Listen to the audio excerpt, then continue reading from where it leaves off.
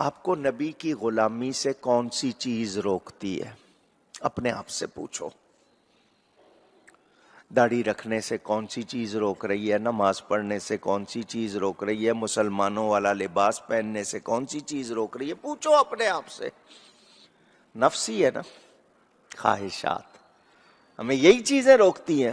تو ہم ان کا کہنا مان کے کیا جنت لے لیں گے؟ خود بتا دیں. آپ کو تھوڑی سی مٹی لینی ہو، مفت نہیں ملتی، جنت مفت مل جائے گی. جنت کی قیمت کیا ہے؟ رب کی رضا، نبی کی غلامی. ادھر نبی کے غلام بنے، ادھر آپ کے لیے ہر طرح خیر ہو جاتی ہے. اور کتنی خیر ہو جاتی ہے اس کا آپ شمار کر سکتے. ہمارا عمل چھوٹا سا، اللہ نے جزا بہت بڑی دی ہے، مگر ہم پھر سمجھدار نہیں ہیں. اگر سمجھدار ہوتے تو یہ دنیا کے گھاٹے کے سودے کبھی اختیار نہ کرتے. حضرت علی کرم اللہ تعالی وجہ الکریم فرماتے ہیں بندے کے پاس پیسہ زیادہ ہو جائے مٹی پہ لگاتا ہے. پیسے زیادہ ہو جائیں کہاں لگاتا ہے؟ دولت زیادہ ہو گئی کہاں لگاتا ہے؟ بڑے بڑے گھر بنائیں گے، ان میں لگژریس، یہ چیز لگاؤ وہ چیز لگاؤ. مٹی پہ ہی لگائے ہیں نا؟ پوچھ رہا کہاں لگائیں؟ خود کہاں سے آیا ہے؟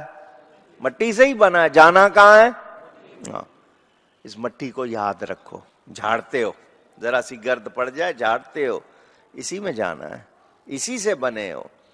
اپنی حیثیت یاد رکھو، بھولو نہیں. یہ جو نعمتیں ملی ہیں ان کی قدر کرو، صحیح طرح برتو، تمہارے لیے خیر. لیکن ایمان نہیں لائے، نیکی نہیں کی تو پھر تو بھگتنا پڑے گا.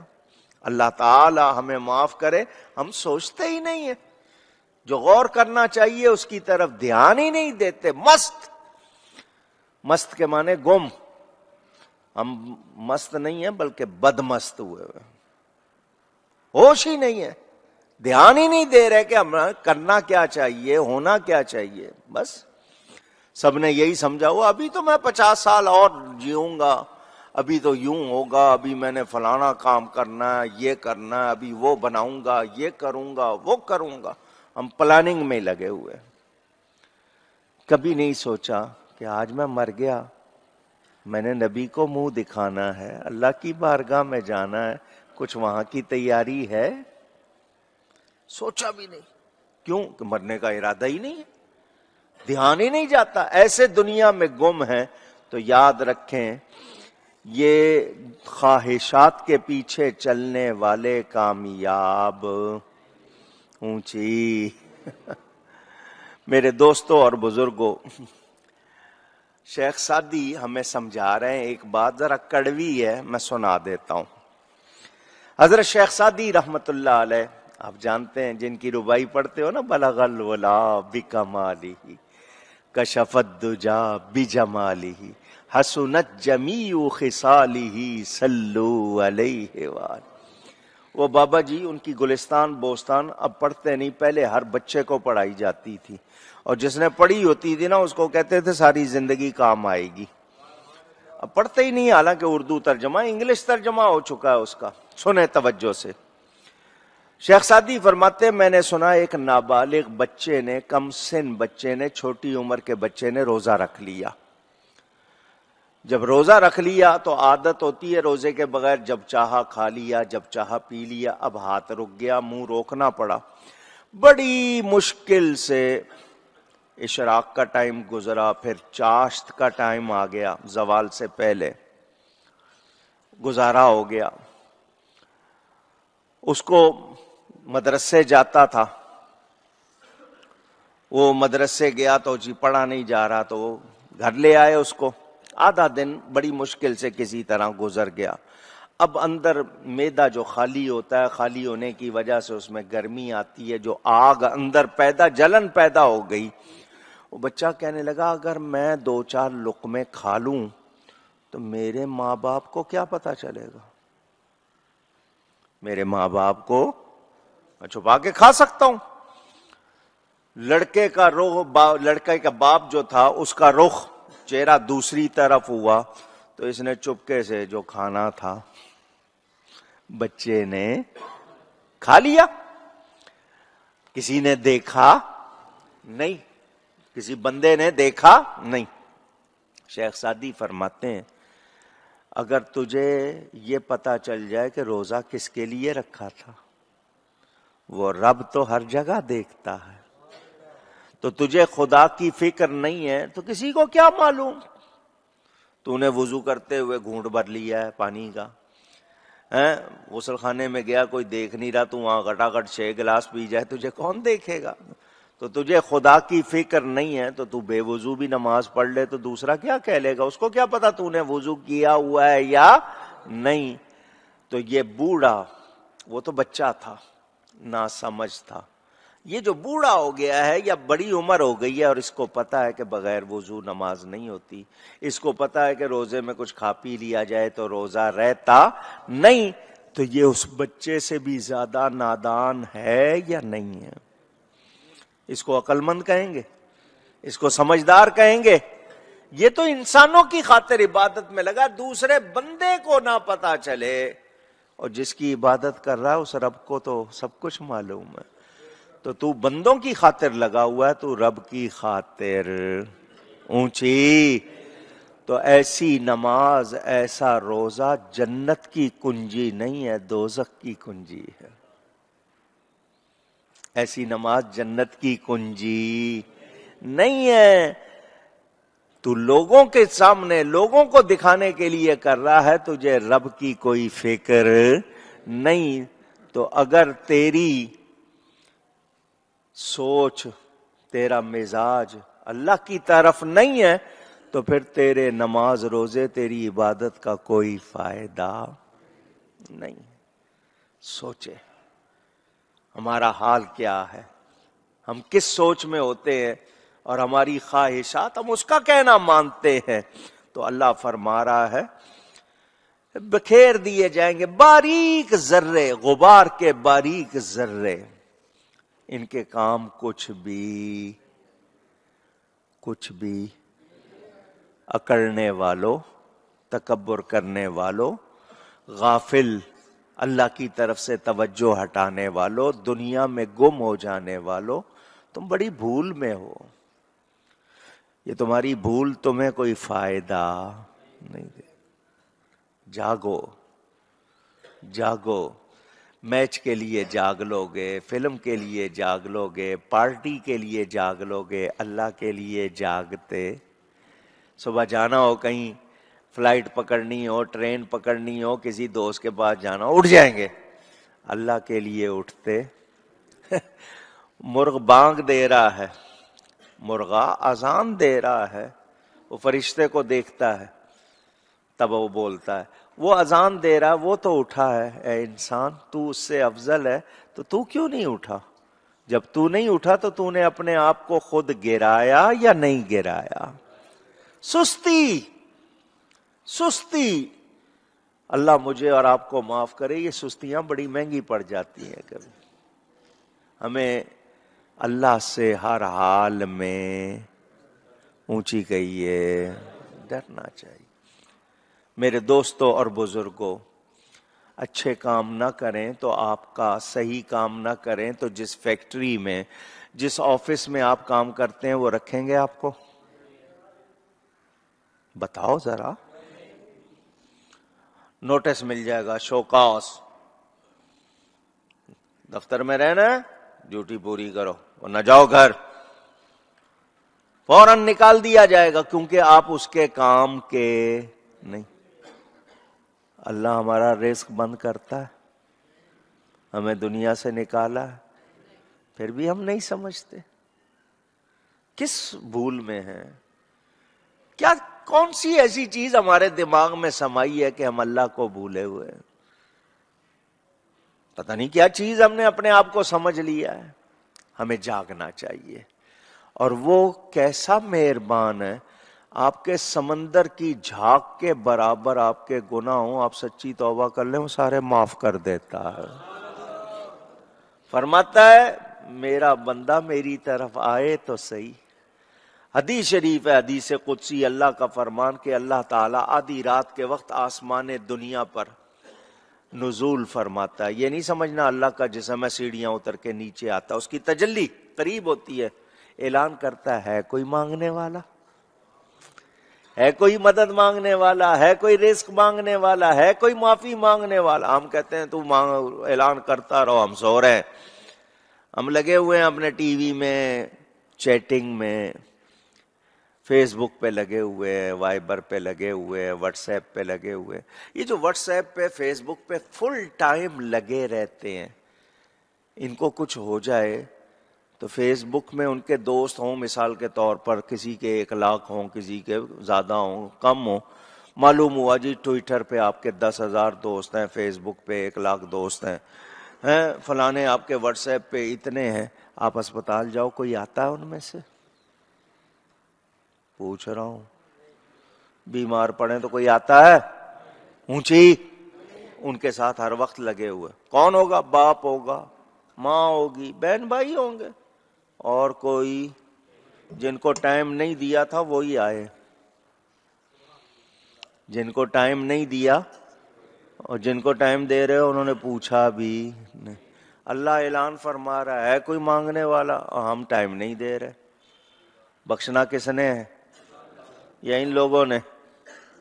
ان کا تو 1 روپیہ، ارے تمہاری روح نکل جائے، تمہارے گھر والے تمہیں اپنے گھر میں برداشت نہیں کریں گے، نکالو اپنے گھر میں، تمہارے گھر میں کہیں گے نہیں جی نکالو، روح نہیں ہے اب اس کو نکالو، جلدی سے لے جاؤ، بو نہ مار جائے کہیں. یہ ہے تمہاری ہستی، اور اس پر اکڑتے ہو. جھک جاؤ، رب کو مان لو. میں آپ کو تفریح کرنے سے، جائز تفریح سے منع نہیں کر رہا، آپ کے جو جائز عیش و آرام ہے ان سے منع نہیں کر رہا، مگر رب کو یاد تو رکھو. اگر تمہیں زیادہ آرام ملا ہوا ہے تو رب کو زیادہ یاد کرو کہ اس نے زیادہ نعمتیں دی ہیں. وہ فرماتا ہے لئن شکرتم لازیدنکم، تم شکر کرو کہ میں نعمت زیادہ کر دوں گا. وَلَئِن كَفَرْتُمْ، اور اگر تم نے انکار کیا، ان عذابی لشدید، پھر میری پکڑ بڑی سخت ہے. ڈرنا چاہیے اللہ سے، ہم سب کو ڈرنا چاہیے. اب آپ نے حال سن لیا کافروں کا، اب آگے سنیں. اللہ فرماتا اصحاب الجنت یومئذ خیر مستقرا واحسن مقیلا.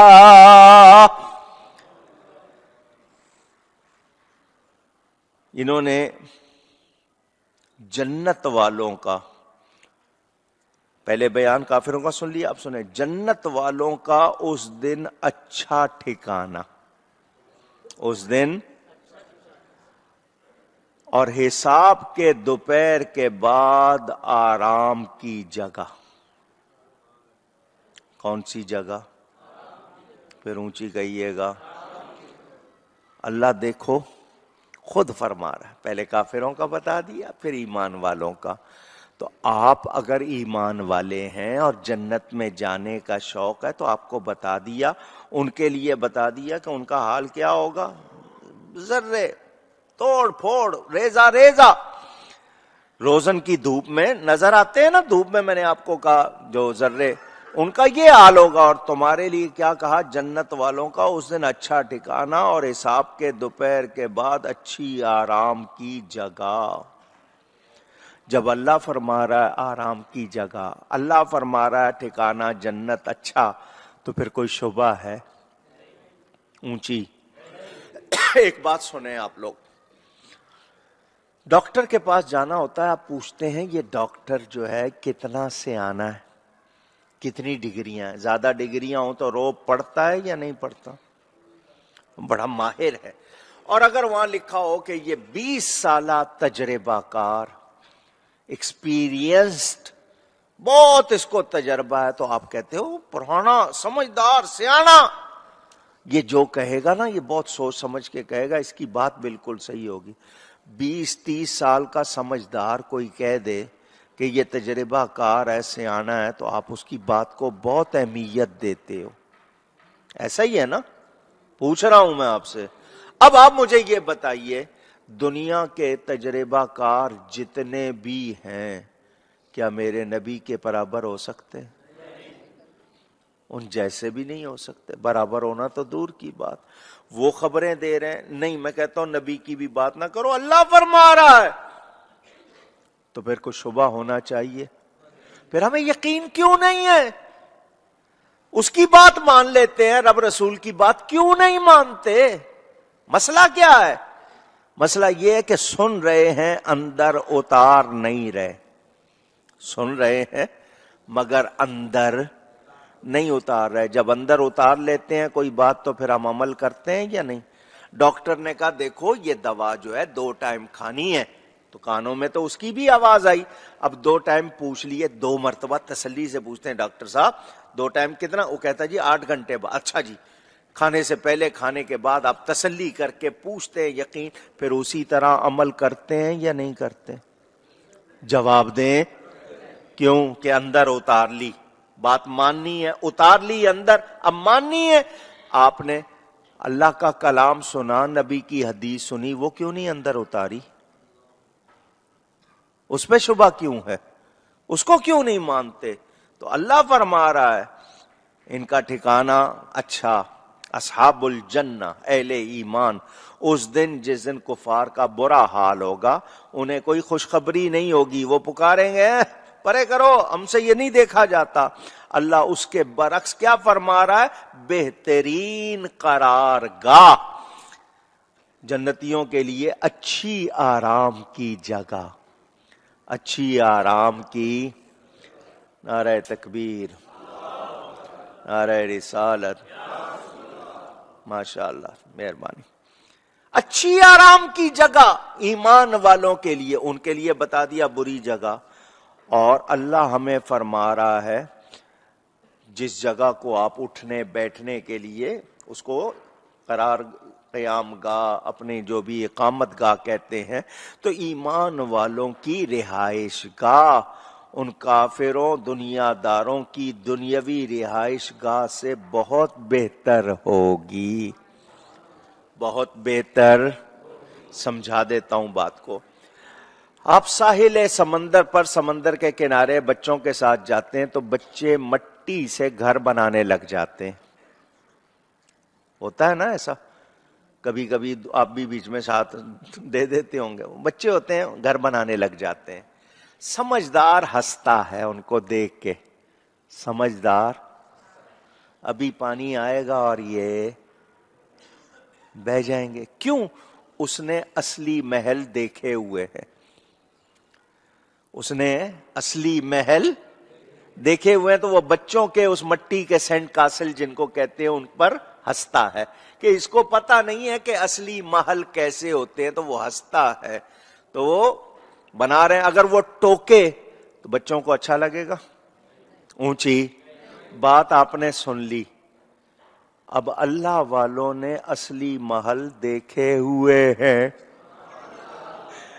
اصلی محل وہ آپ کو دنیا کے ان محلات کو دیکھ کر اگر ٹوکے تو آپ کو اچھا لگتا نہیں، جس طرح اس بچے کو اچھا نہیں لگتا. لیکن وہ بھی ہنستے ہیں کہ یہ بنا رہے ہو، یہ تمہاری اصلی جگہ نہیں. اصلی جگہ جب جاؤ گے تو جب ایمان والے جائیں گے جنت میں اور محلات دیکھیں گے، ان کے سامنے دنیا کی کوئی حیثیت ہوگی؟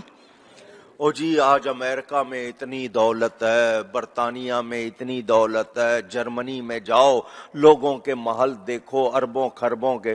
وہ جو بھی لیتا ہے وہ پھنسا ہوا ویسے بھی آپ کے سامنے آ رہا ہے. تو جی وہ اتنے کروڑ کا، اتنے ارب کا محل آپ کے ذہن میں ہوتا ہوگا، پتہ نہیں کیا ہوگا اندر. ہوٹل دیکھتے ہیں، ان کے محلات دیکھتے ہیں، یار کیا کچھ لگایا ہوا ہے. 40 50 ہزار روپیہ ایک دن کا کرایہ، لاکھوں روپے کرایہ ہے. اتنی کیا چیز بنائی ہوئی ہے. تو وہ اس لحاظ سے لوگ جو بڑا سمجھتے ہوں گے. لیکن جب جنت کے محل دیکھو گے یہ چیزیں کچھ لگیں گی اس کے سامنے؟ اونچی. تو اللہ فرما رہا ہے یہ جو دنیا میں ہے نا، ان کے تم رہائش گاہیں دیکھ کر متاثر ہو رہے ہو، مومنوں کے لیے اس سے بہت، مومنوں کے لیے بہترین جگہ ہوگی. کافروں کے لیے آخرت میں کوئی خیریت. اونچی کہیے. سوچیں، غور کریں. جب پتہ ہے کہ وہاں محلات ہوں گے، آرام ہوگا، آسائشیں ہوں گی، پھر دنیا کے لیے مرنا اچھی بات ہے؟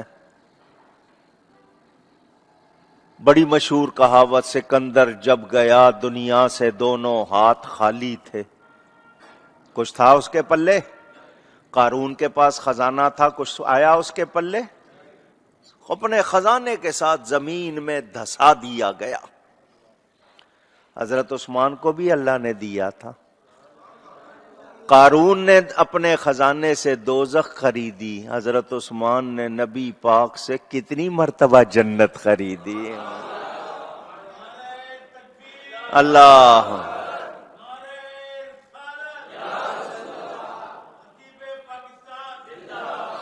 وَأَحْسَنُ مَقِيلًا. ابھی یہ لفظ باقی ہیں، ان پر گفتگو انشاءاللہ کروں گا.